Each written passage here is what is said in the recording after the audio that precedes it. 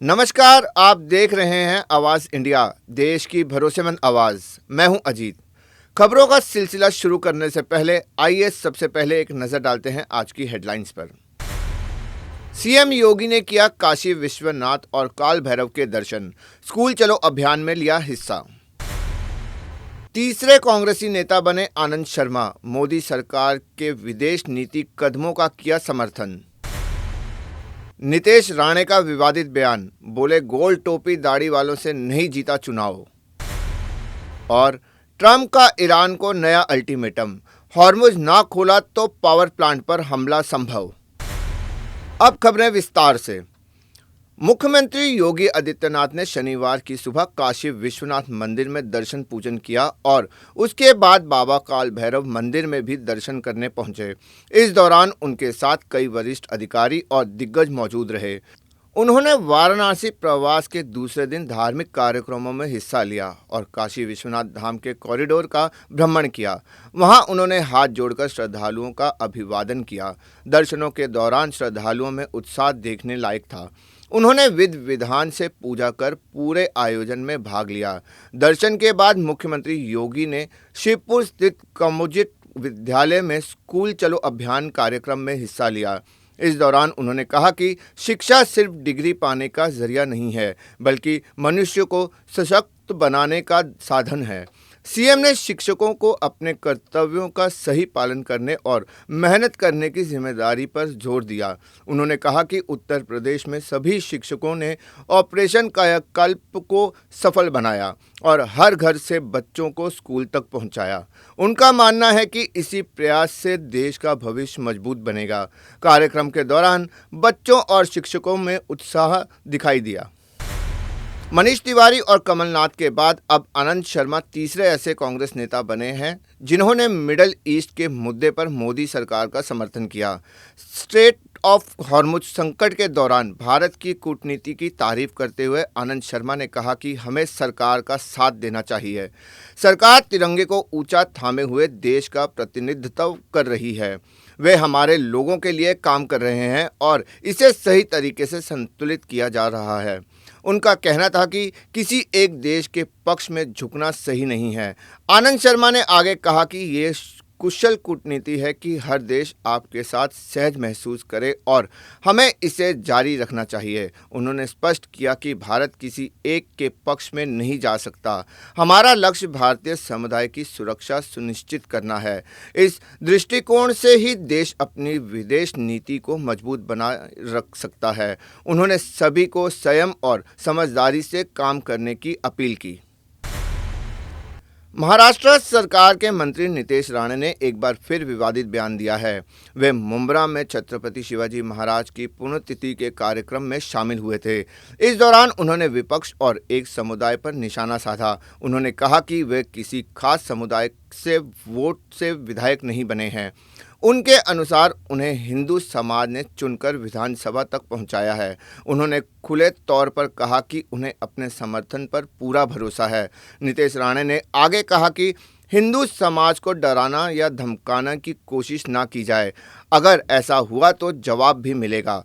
उन्होंने ये भी कहा कि उन्हें वोटों की चिंता नहीं है क्योंकि उन्हें अपने समर्थकों पर भरोसा है। राणे ने खुद को मंत्री से पहले एक हिंदू बताते हुए लोगों से बात की। वक्त हो चला है एक छोटे से ब्रेक का।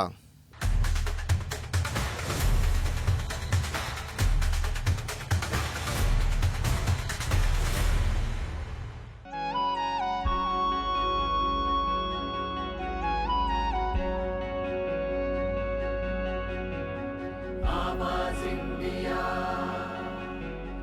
आवाज इंडिया, आवाज इंडिया।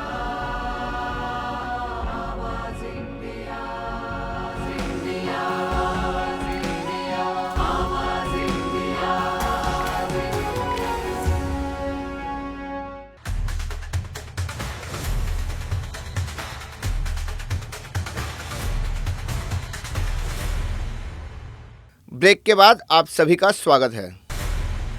अमेरिका के राष्ट्रपति डोनाल्ड ट्रंप ने चेतावनी दी है कि अगर ईरान स्ट्रेट ऑफ हॉर्मुज को नहीं खोलेगा तो अमेरिका उसके पावर प्लांट पर भी हमला कर सकता है। स्ट्रेट ऑफ हॉर्मुज दुनिया के लिए बेहद अहम मार्ग है जिससे लगभग 20% तेल सप्लाई होती है।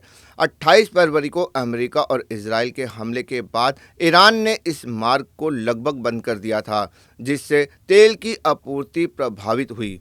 ट्रंप ने कहा कि थोड़ा समय मिलने पर अमेरिका इस रास्ते को खोल सकता है और इससे दुनिया को फायदा होगा।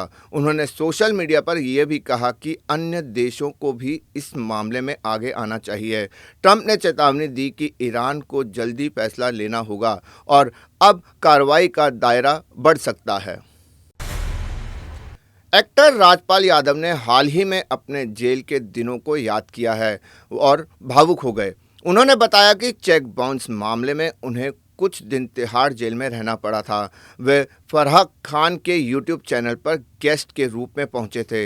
यहां उन्होंने अपने करियर और निजी ज़िंदगी के बारे में खुलकर बात की। जेल के अनुभव पर उन्होंने कहा कि वहां एक सख्त नियम और अनुशासन होता है। उन्होंने कहा कि जेल में फैंस जैसा कुछ नहीं होता, सिर्फ नियमों का पालन करना पड़ता है। हर स्थिति में खुद को संभालना सीख लिया है। राजपाल यादव ने बताया कि जेल में उन्होंने पूरी तरह नियमों के साथ समय बिताया। उन्हें कोई खास काम नहीं दिया गया, लेकिन समय सही तरीके से पूरा करना ज़रूरी था। उन्होंने उन लोगों का धन्यवाद किया जिन्होंने मुश्किल समय में उनका साथ दिया। सोशल मीडिया पर पोस्ट करने वालों के लिए भी उन्होंने आभार जताया। अब वे अपनी आने वाली फिल्म भूत बंगला में नजर आएंगे। इस फिल्म में अक्षय कुमार भी मुख्य भूमिका में हैं और यह 17 अप्रैल 2026 को रिलीज होगी। इसके अलावा उनकी अन्य फिल्में भी जल्द आने वाली हैं। फैंस अब उनकी वापसी का इंतजार कर रहे हैं। आईपीएल 2026 के मुकाबले में पंजाब किंग्स ने चेन्नई सुपर किंग्स को एक तरफा अंदाज में हरा दिया। चेन्नई के एमए चिदम्बरम स्टेडियम में खेले गए इस मैच में पंजाब ने 5 विकेट से जीत दर्ज की। इस जीत के साथ पंजाब ने कई बड़े रिकॉर्ड अपने नाम कर लिए। वहीं दूसरी ओर सीएसके के खाते में एक शर्मनाक रिकॉर्ड जुड़ गया। टीम 200 से ज़्यादा रन बनाने के बाद भी मैच हार गई। यह 5वीं बार है जब सीएसके ऐसा मैच हार गई है। पंजाब ने 200 प्लस रन का लक्ष्य चेस करने का 9वां रिकॉर्ड भी बनाया। इस मामले में पंजाब की टीम अब सबसे आगे है। इस सीरीज में पंजाब की ये लगातार दूसरी जीत है, जबकि सीएसके की दूसरी हार। इस मैच में एमएस धोनी की गैर मौजूदगी टीम पर भारी पड़ी। कप्तान ऋतुराज गायकवाड़ ने हार के बाद गेंदबाजों को जिम्मेदार ठहराया। उन्होंने कहा कि टीम का स्कोर अच्छा था, लेकिन गेंदबाज उसे बचा नहीं सके। खासकर स्पिन गेंदबाजों का प्रदर्शन कमज़ोर रहा। आईपीएल इतिहास में यह दूसरी बार है जब सीएसके ने सीज़न के पहले 2 मैच हारे हैं। इससे पहले 2022 में भी टीम को शुरुआत में हार मिली थी। चेपॉक में सीएसके लगातार मैच हार रही है, जिससे दबाव बढ़ गया है। पंजाब के खिलाफ ये उसकी लगातार चौथी घरेलू हार भी है। अब टीम को वापसी के लिए अगले मैचों में बेहतर प्रदर्शन करना होगा। देश और दुनिया की बड़ी खबरों में फिलहाल के लिए इतना ही। जुड़े रहिए आवाज़ इंडिया के साथ। तब तक के लिए नमस्कार।